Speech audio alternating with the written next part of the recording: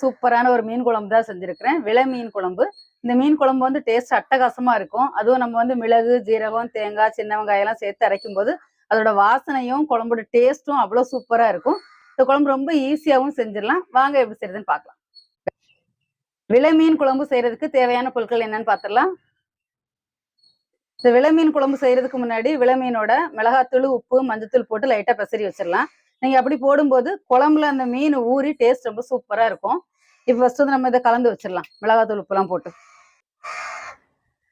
1/2 kilo விலை மீன் வாங்கி நல்லா கழுவி எடுத்து வச்சிருக்கேன்.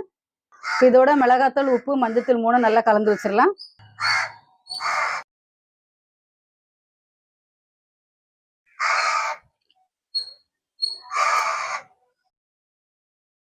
முக்கால் ஸ்பூன் மிளகாய் தூள், 1/2 ஸ்பூன் மஞ்சள் தூள், கொஞ்சமா உப்பு இதெல்லாம் சேர்த்து நல்லா உடனே கலந்து வச்சிடலாம்.